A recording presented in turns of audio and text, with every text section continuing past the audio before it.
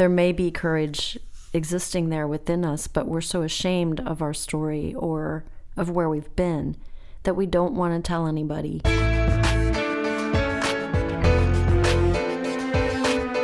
Welcome to the Brand New Me podcast. I'm Frances. And I'm Pam. And we are two women passionate about helping others thrive in life, not just survive. In each episode, we're going to find creative ways to offer hope for your future through our own life experiences. So join us every week as we learn together that we really can be a brand new me.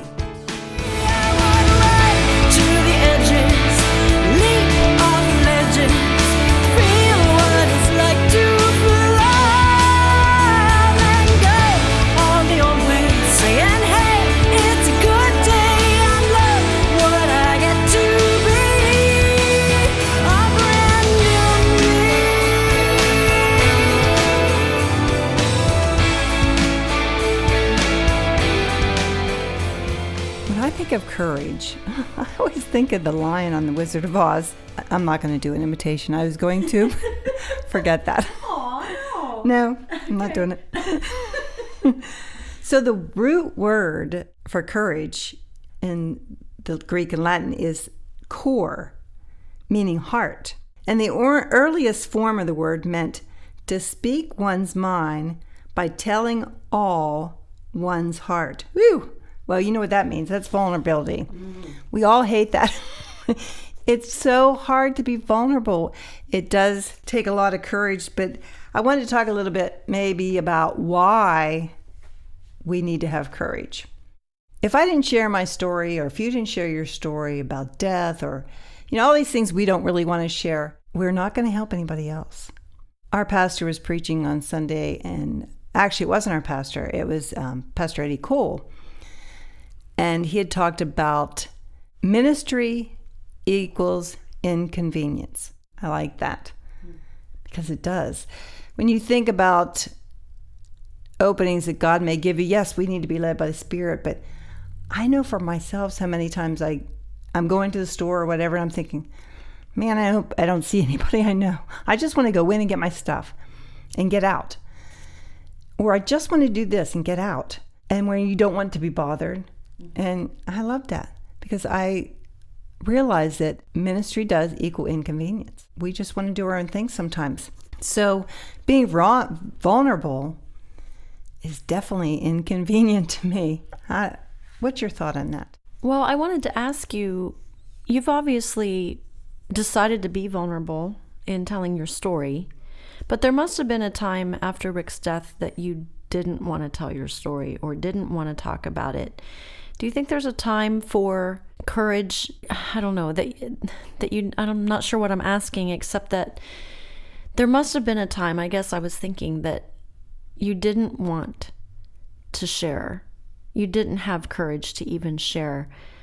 But at some point, you started to share. And I remember you said God told you to write a book. Is there any more of that story that you can tell us? When did you go from wanting to isolate yourself and just be left alone to being willing to stand up and share your story? Right from the beginning. And I may have shared this before, but I will share it again. When Rick died, we were having a lineup of people come to greet us, as they do. I did not want anybody to know that he committed suicide. I was not telling anybody. I told people not to tell anybody. I didn't want people to know. I didn't even want my daughter to know. And so that leads back even to what Brene talks about previously, is the shame. So that's why I didn't want people to know. Because you know what? His taking his life was a shame for me. Because my first thought was, oh my goodness, what are they going to think about me? Did he do it because of me?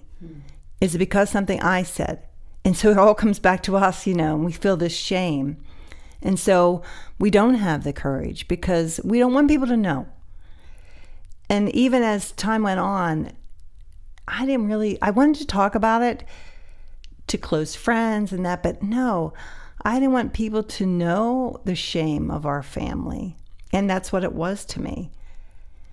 Until God started revealing to me, you're going to write a book. I'm like, no, I'm not writing any book. And you get out of yourself and say, okay, I've come to the place now. Now I can help somebody. I wasn't ready to help anybody. I needed help. I was crying out for help. So it came to a point where I said, okay, I need to focus on now. This happened in my life. I need to go through it, and then I need to help people, because that's why we're put on earth. That's why we need that courage. That's why we need that vulnerability. Because if we don't have it, we can just live our life in perfect bliss, really, just doing your own thing and not caring how we're helping somebody else or getting them through something. And that's really what it's all about. So it sounds like we have to work through shame a lot of times before we have any courage. There may be courage existing there within us, but we're so ashamed of our story or of where we've been that we don't want to tell anybody. But once we can work through that shame and uncover that and get healing, then we can stand up and tell our story. But even then, people can walk in fear, and for other reasons, once we've dealt with the shame. But there can be other reasons we don't want to be vulnerable with people. Have you ever been through something and you almost feel like, I'm the only one that's gone through this? I'm the only one that feels this way, or I'm the only one. Or yes, there's people out there, but there's nobody near me that I can talk to because they don't get it. They don't understand. And so when we're vulnerable, people know that they are not alone, because you definitely feel alone. With deaths in your family, I know with deaths in my family, how lonely it feels because a piece of you has been taken. And so when we share all these things from our heart, then that opens a whole new world to people who are sitting out there there's people out there that have nobody. It's so hard for us to imagine because we're surrounded by love.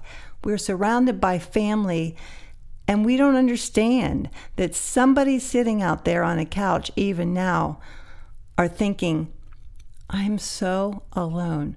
I can never get through this. And so, Frances and I want you to know, there is help out there. There are people that have gone through what you've gone through. And we are with you, and we want to share these stories. Not because we just want to share and get them off our hearts or whatever. We want to share these stories to help you, to let you know that you can make it through. And so that's what courage is, being vulnerable. And if you're saying, I don't want to tell my story, I'm too ashamed to tell my story. If you can get through that shame and become vulnerable, then you can be set free. God can set you free. And I would just add, if you are feeling that way, I would encourage you to write it out. Even if you're not a great writer, just write. Get a spiral notebook from the dollar store and just start writing what you feel. That's the first place, I think, to be vulnerable, is with a piece of paper. Because the paper's not going to reject you. The paper's not going to tell you you're weird. The paper is going to accept whatever you write. And so just a piece of advice. And then as you write it out, and it'll help you to begin to put your finger on some things, and maybe it'll give you the courage to get together with a friend and then start with a person after you've written out. That's just my thought for the day. Anything else you want to say, Pam? Yes, I have a quote from the book, and I like this quote. It says, Ordinary courage is about putting our vulnerability on the line. In today's world, that's pretty extraordinary, because we all want to hide from the truth and from who we really are. But now it's time to let it out, to be vulnerable and to help. Don't quit gardening over one small weed. You don't quit farming over one bad seed. I'm not perfect, wish I could be. So don't quit loving me because of me.